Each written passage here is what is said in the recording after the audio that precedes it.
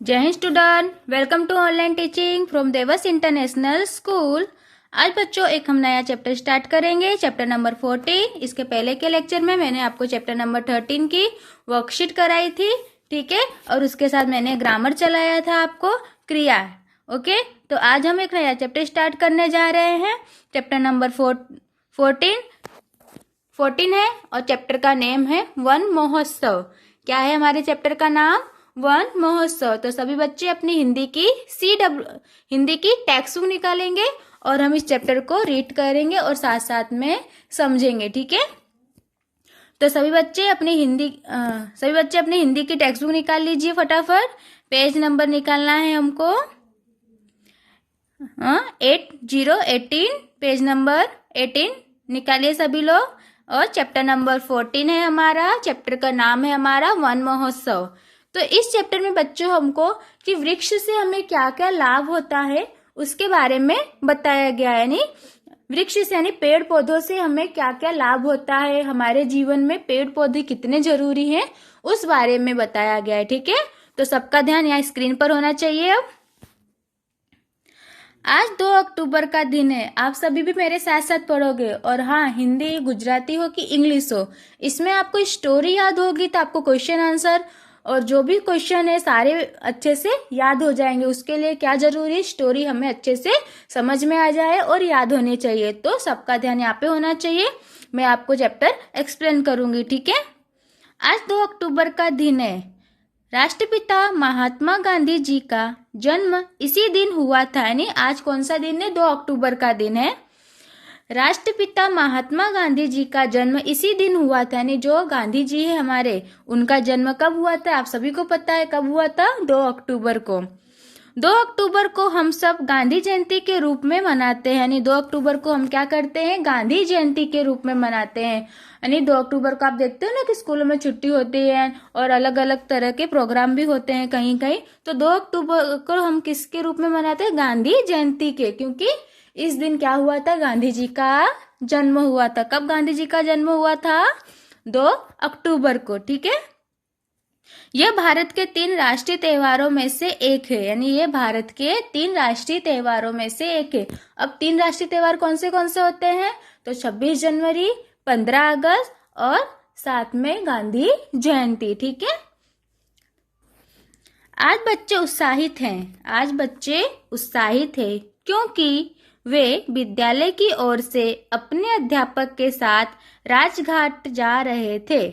आज बच्चे, यानी ये स्कूल का एक वर्णन बताया गया है, इसमें बच्चों के बारे में बताया क्या कहा जा रहा है। बच्चे उत्साहित है यानी बहुत खुश है, यानी बहुत उत्साहित हैं क्योंकि वे विद्यालय की ओर से अपने अध्यापक के साथ राजघाट पर जा रहे थे।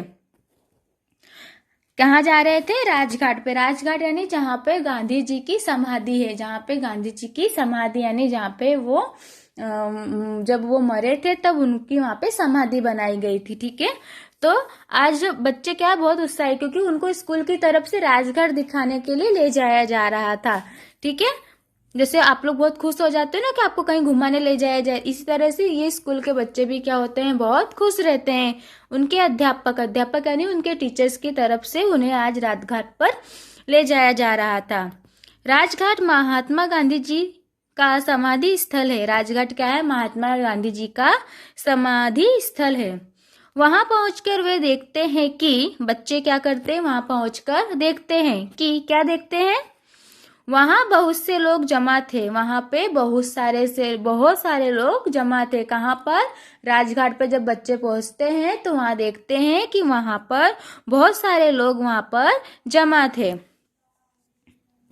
कई नेता वृक्षारोपण के लिए आए हुए थे। कई नेता क्या करने आए थे? वृक्षारोपण के लिए, यानी वृक्ष लगाने आए हुए थे। सबने एक एक पौधा लगाया और फिर उसमें पानी दिया। सब नेताओं ने क्या किया? वहां पर एक एक पौधा लगाया और उसमें पानी दिया। देखो यहाँ पे आप देख रहे हो, इस चित्र में बच्चे खड़े हुए हैं और एक नेताजी क्या कर रहे हैं? पौधे को लगा रहे हैं और साथ में उसमें पानी दे रहे हैं, ठीक है।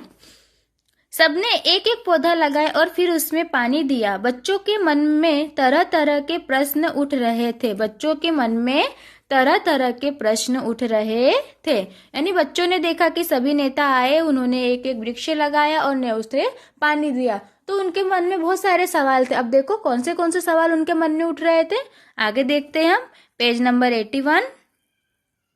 अब इसमें देखो वार्तालाप की गई, यानी बातचीत किया गया है, बच्चों टीचर और स्टूडेंट के बीच में बातचीत की गई है इस चैप्टर में। ठीक है, देखो जो बच्चों के मन में बहुत सारे सवाल थे तो बच्चे यहाँ पे सवाल पूछते हैं और टीचर्स उनका आंसर देते हैं। ठीक है, विक्रम, देखो एक बच्चा पूछ रहा है, क्या नाम है एक स्टूडेंट का, विक्रम, मैडम ये पौधे क्यों लगाया जा रहा है। उसने पूछा कि मैडम आज के दिन यहाँ पर पौधा क्यों लगाया जा रहा है। अध्यापिका यानी उनके टीचर्स ने बोला आजकल वन महोत्सव मनाया जा रहा है इसलिए, यानी आजकल क्या मनाया जा रहा है, वन महोत्सव, यानी वन महोत्सव जैसे हम अपना जन्मदिन मनाते हैं ना, उसी तरह वन महोत्सव मनाया जा रहा है कि लोग क्या करते हैं वन महोत्सव में वृक्ष लगाते हैं, वृक्ष को पानी देते हैं, उसकी देख रेख करते हैं, इसलिए। तो उसमें से अब दूसरे बच्चे ने सवाल पूछा, देखो श्रीकांत वन महोत्सव क्या होता है। उसने पूछा अच्छा ये वन महोत्सव क्या होता है, आपके मन में भी सवाल आया होगा, तो देखिए। अध्यापिका, वन महोत्सव में वृक्ष लगाने का अभियान चलाया जाता है, यानी वन महोत्सव में क्या होता है, वृक्ष लगाने का अभियान होता है, यानी वृक्ष लगाया जाता है। यह महोत्सव वर्षा ऋतु से पहले आरंभ किया जाता है, यानी यह कब आरंभ होता है, जब वर्षा ऋतु आने वाली होती है ना, उससे पहले हम लोग वृक्ष लगाना शुरू करते हैं। इन्हीं दिनों बरसात आरंभ होती है और पेड़ पौधों को पानी मिलता रहता है, इससे वे मुरझाते नहीं, यानी वन महोत्सव कब मनाया जाता है, जब वर्षा ऋतु आने वाली होती है तब, और इसी समय पेड़ पौधे लगाए जाते हैं ताकि बारिश का पानी उनको अच्छे से मिले, ताकि हमारे पेड़ पौधे अच्छे से मुरझाए नहीं कभी भी। ठीक है, आगे देखो। अमित, मैडम हमें ये वन महोत्सव मनाने की आवश्यकता क्यों पड़ती है। उसने पूछा मैडम हमें ये वन महोत्सव मनाने की आवश्यकता क्यों पड़ती है, तो मैडम ने देखो क्या जवाब दिया। अध्यापिका, बच्चों मनुष्य अपने स्वार्थ के लिए पेड़ों की अंधाधुंध कटाई कर रहे हैं, इससे जंगलों की कमी होती जा रही है और प्रकृति का संतुलन बिगड़ता जा रहा है। क्या बोला टीचर्स ने कि आप लोग देखते हो कि कितने लोग क्या कर रहे हैं आजकल, अपने मोह शौक के लिए पेड़ों की कटाई करते जा रहे हैं। अभी आप देखते हो आपके घर के जो फर्नीचर हैं, हर चीज किससे है, आपकी जो स्कूल की बेंचें हैं, अच्छे अच्छे जो फर्नीचर होते हैं, तो वो सब हमें कहाँ से मिल रहा है, इन लकड़ियों को। और इसके लिए लोग क्या करते हैं, पेड़ों को काट देते हैं, और जिसकी वजह से जो आज हम लोग देखते हो इतना सारा प्रदूषण फैला हुआ है, हम बीमार पड़ते हैं। किस लिए बीमार पड़ते हैं कि हमारे पास फ्रेश हवा नहीं पहुंच पाती। क्यों नहीं पहुंच पाती, कि हमारे पास पेड़ पौधे जंगल क्या हो गए हैं, कम हो गए हैं, जिससे जो ये मिल फैक्ट्रियों के पानी होते हैं, जो मिल फैक्ट्रियों के कचरे होते हैं, हमारे नाकों में जाते हैं और उसकी वजह से हम क्या होते हैं, बीमार पड़ते हैं। तो पेड़ कट जाता है, तो लोग अपने स्वार्थ के लिए, अपने स्वार्थ के नहीं कि अपने लिए क्या करते हैं, पेड़ों की अंधाधुंध कटाई करते हैं। इससे जंगलों में कमी होती जा रही और प्रकृति का संतुलन बिगड़ता जा रहा है, यानी सब कुछ क्या होता है, वातावरण खराब होता जा रहा है। किससे, ये पेड़ पौधों के कटने से। ठीक है, आगे देखो। मीता, फिर तो हमें पेड़ पौधों को बचाने के उपाय सोचने चाहिए। फिर मीता ने क्या बोला, अच्छा इस तरह से अगर प्रकृति का संतुलन बिगड़ता जा रहा है, हम लोग बीमार पड़ते हैं, तो हमें पेड़ पौधों को रोकने के लिए कुछ न कुछ सोचना चाहिए ताकि कोई उसे काटे नहीं। अध्यापिका, ठीक कहा तुमने मीता। अध्यापिका मीता को बोलती है कि तुमने ठीक कहा। नए पौधे के चारों ओर कांटों, तारों या ईंटों की बाड़ लगा दी जाए तो नियमित रूप से उन्हें पानी दिया जाए तो इसकी रक्षा हो सकती है। टीचर्स ने बोला कि मीता तुमने सही कहा। अब देखते हो जब छोटे छोटे पौधे होते हैं तो उसे बचाने के लिए हम क्या करते हो, तार की जाली लगा देते हैं, कांटे का झाड़ जैसा उसके आसपास रख देते ताकि गाय बकरी कोई उसे खा नहीं पाए। या ईंट होता है तो उसको ईंट को चारों ओर उसके रख के एक कुंडा जैसा बना देते हैं। उससे क्या होता है कि कोई भी पशु पक्षी प्राणी उसे खा नहीं पाए, कोई उसे उखाड़ नहीं सके, इसलिए वो उसकी क्या करते हैं, रक्षा करते हैं और और वो उससे बड़े हो सकते हैं और उससे उनकी रक्षा होती है। ठीक है। शोभा, शोभा, क्या हम भी वन महोत्सव मना सकते हैं? शोभा ने पूछा, क्या हम भी वन महोत्सव मना सकते हैं? विक्रम, अध्यापिका, क्यों नहीं, अवश्य मना सकते हैं। जो उनके टीचर्स थे उन्होंने क्या बोला, हाँ हाँ क्यों नहीं, हम सब मना सकते हैं। तो विक्रम ने फिर से सवाल पूछा, वो कैसे मना सकते हैं? उसने क्या पूछा कि हम वन महोत्सव कैसे मना सकते हैं? देखो, अध्यापिका यानी टीचर्स फिर से आंसर दे रही है, वह ऐसे कि हम नर्सरी से कुछ फूल, बेलों और पौधों की पौध लाकर अपने विद्यालय के मैदान में चारों ओर लगाएं। वो कैसे? वह ऐसे कि हम नर्सरी से कुछ फूलों, बेलों और पौधे लाकर अपने विद्यालय के मैदानों में चारों ओर लगाएं। हाँ, वो हम उसे कैसे मना सकते हैं कि जो हमारे स्कूल का गार्डन है, जो हमारे आसपास जगह है, हम वहाँ क्या कर सकते हैं, नर्सरी से, यानी जहाँ पेड़ पौधे रखे जाते हैं ना, मिलते हैं हमें, उसे नर्सरी बोला जाता है। तो वहाँ से हम लाके अपने स्कूल के चारों ओर लगा सकते हैं। ऐसा किसने कहा? टीचर्स ने कहा।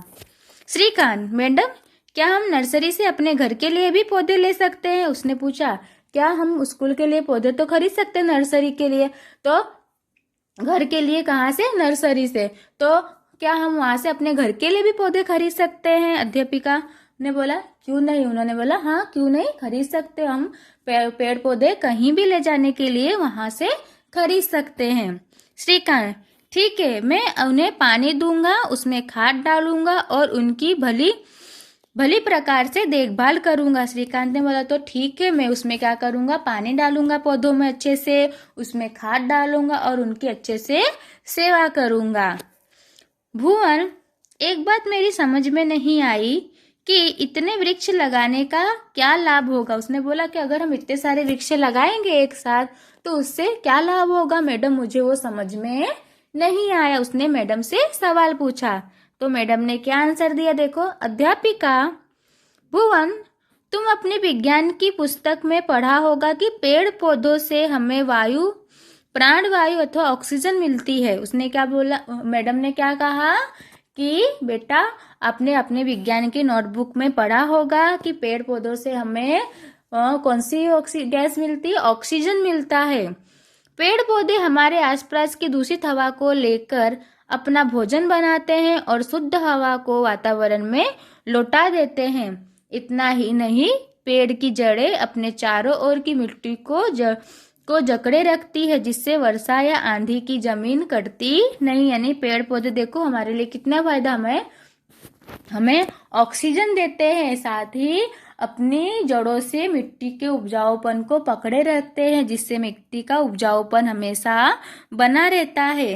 तो पेड़ हमारे लिए बहुत जरूरी, अगर हम जितने पेड़ लगाएंगे उतनी शुद्ध हमें ताजी हवा मिलेगी, हमारी जमीनें क्या रहेंगी, सुरक्षित रहेंगी।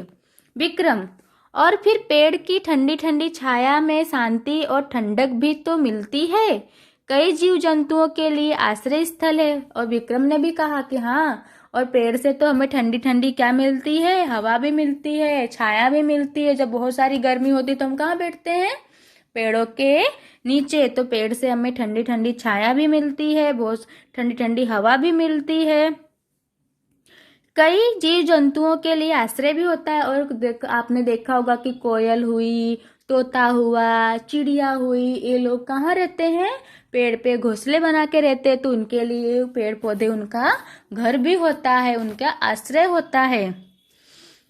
अमित, फिर लोग पेड़ काटते क्यों हैं? उसने बोला, जब इतने सारा हमारे लिए पेड़ आवश्यक है, हम स्वस्थ रहते हैं, पेड़ से हमें ऑक्सीजन मिलता है, जीव जंतुओं के लिए घर मिलता है, तो लोग मैडम पेड़ क्यों काटते हैं? तो अध्यापिका ने बोला, मनुष्य स्वार्थी हो गया है, हमारे पूर्वज हमारे लिए वृक्षों की घनघोर धरोहर छोड़ गए हैं, जिससे हम धीरे धीरे नष्ट करते जा रहे। उसने टीचर्स ने लगा कि मनुष्य स्वार्थी हो गया, नहीं, मनुष्य को पेड़ में से मनुष्य क्या हो गया, स्वार्थी हो गया, यानी वो पेड़ की रक्षा नहीं कर रहा है, बल्कि पेड़ को काट के बहुत सारी उससे चीजें बनाने लगा है। हमारे जो पूर्वज यानी कि जो पहले के हमारे दादा परदादा थे, वो क्या करते थे, हमारे लिए बहुत सारे, वो जल्दी पेड़ों को काटते नहीं थे, वो बहुत सारे पेड़ों को छोड़कर हमारे लिए गए थे। और हम क्या कर रहे हैं, उन्हें धीरे धीरे काट के नष्ट करते जा रहे हैं, यानी खत्म करते जा रहे हैं। मीता, यदि हम पेड़ नहीं काटेंगे तो मकान, फर्नीचर आदि कैसे बनेगा? यदि मीता ने भी कहा अगर हम पेड़ नहीं काटेंगे तो हमें मकान, फर्नीचर आदि सब कैसे बनेगा? श्रीकांत, कुछ लोग तो लकड़ी का प्रयोग ईंधन के रूप में भी करते हैं। यानी अब सबने क्या, सबको समझ में आ गया।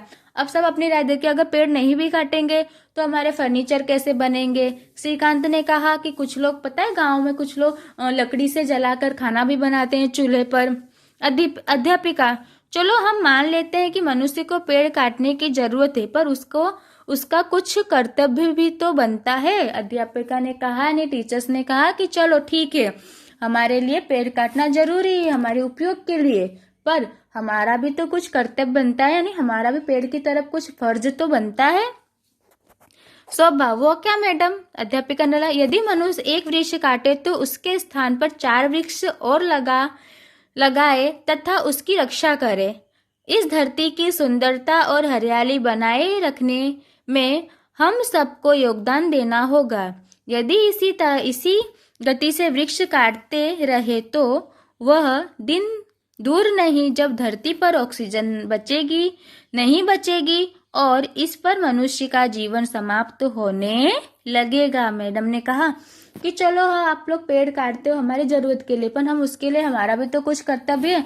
अगर हम एक पेड़ काटते हैं तो हमें कितने पेड़ लगाने चाहिए? उसके बदले में 4 पेड़ लगाने चाहिए और उसकी रक्षा करनी चाहिए। अगर हमने एक पेड़ काट लिया, उसका उपयोग क्या, उसके बदले हमने 4 पेड़ लगाया, तो 4 पेड़ तो बड़े हुए, तो हमारे जो प्रकृति की हमारी जो हरियाली है वो क्या रहेगी, बनी रहेगी। और मैडम ने कहा अगर इसी तरह आप लोग पेड़ काटते रहोगे और कुछ लगाओगे नहीं तो बहुत जल्दी हमारे आसपास ऑक्सीजन, धरती पर क्या हो जाएगा, ऑक्सीजन कम हो जाएगा, नहीं बचेगा। ऑक्सीजन हमें किससे मिलता है? पेड़ पौधों से मिलता है। जब पेड़ पौधे ही नहीं रहेंगे तो हम सांस नहीं ले पाएंगे और मनुष्य का जीवन भी क्या हो जाएगा, खत्म हो जाएगा। नहीं, मनुष्य भी सारे क्या हो जाएंगे, खत्म हो जाएंगे। सब बच्चे, नहीं मैडम, हम सब अपना कर्तव्य निभाएंगे और नए पेड़ लगाकर जनजीवन की रक्षा करेंगे। तो सारे बच्चों ने टीचर से क्या कहा कि नहीं नहीं, ऐसा कुछ नहीं होगा, हमारे धरती पर ऑक्सीजन की कमी नहीं होगी। हम क्या करेंगे, नए नए पेड़ लगाएंगे अच्छे से। बच्चों, तो पेड़ पौधों की उपयोगिता के विषय में काफी जानकारी मिल चुकी थी। इस तरह बातें करते करते उन्हें गांधी जी की समाधि पर फूल चढ़ाए, उन्हें नमन किया और विद्यालय की ओर रवाना हो गए। देखो वहां पर बच्चे सुबह में आए थे गांधी जी के, जहाँ पे उनकी समाधि थी, वहां पे उन्होंने क्या किया, फूल, पहले तो बहुत सारी अपने टीचरों से बातें की, वन महोत्सव के बारे में पूछा कि हमें क्या क्या करना चाहिए, उससे क्या क्या लाभ होता है। फिर उन्होंने बोला कि हम क्या करेंगे, पेड़ पौधों को लगाएंगे और ऑक्सीजन की कमी होने नहीं देंगे। और साथ ही उन्होंने लास्ट में क्या किया, गांधी जी की समाधि पे फूल चढ़ाया और उन्हें नमस्कार किया और विद्यालय की यानी अपनी स्कूल की ओर रवाना हो गए यानी कि चले गए। ठीक है, तो उन्होंने यहाँ पर आके वन महोत्सव के बारे में सीखा, पेड़ के बारे में सीखा कि पेड़ हमारे लिए कितना उपयोगी है। इन बच्चों ने तो सीखा। बच्चों, क्या आपने सीखा इस चैप्टर से कि हमारे जीवन में पेड़ कितना उपयोगी है? आप सभी को पता है ना कि अभी आपने सीखा कि पेड़ से हमें क्या मिलता है, ऑक्सीजन मिलता है, और जिसकी वजह से हम अच्छे से सांस ले सकते हैं। अगर हमें ऑक्सीजन नहीं मिलेगा तो हम क्या हो जाएगा, मनुष्य की मृत्यु हो जाएगी।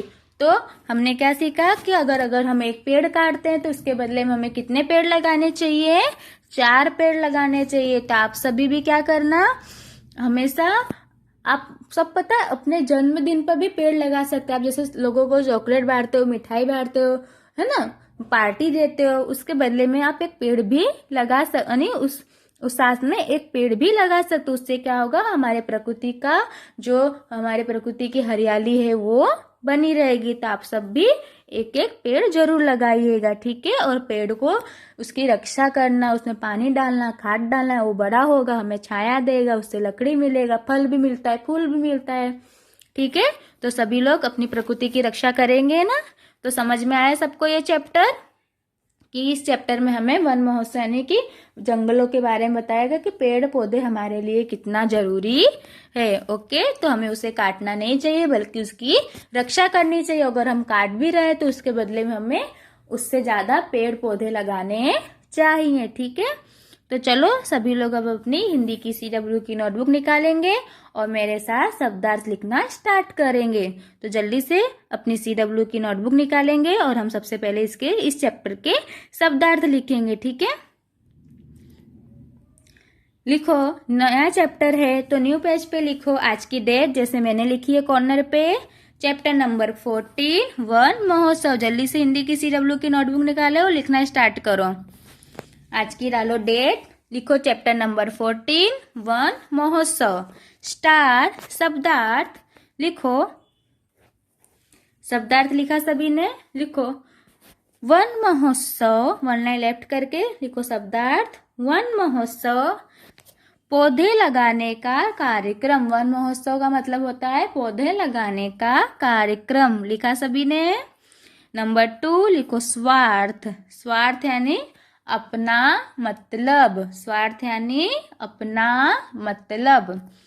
अंधाधुन, अंधाधुन का लिखो बिना सोचे समझे। अंधाधुन का लिखो बिना सोचे समझे। नंबर 3 आगे लिखो, अंधाधुन के बाद लिखो वन लाइन लेफ्ट करके बाढ़।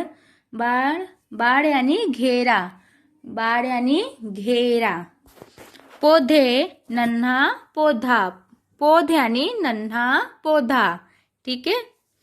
आश्रय स्थल लिखो आगे, आश्रय स्थल रहने का ठिकाना।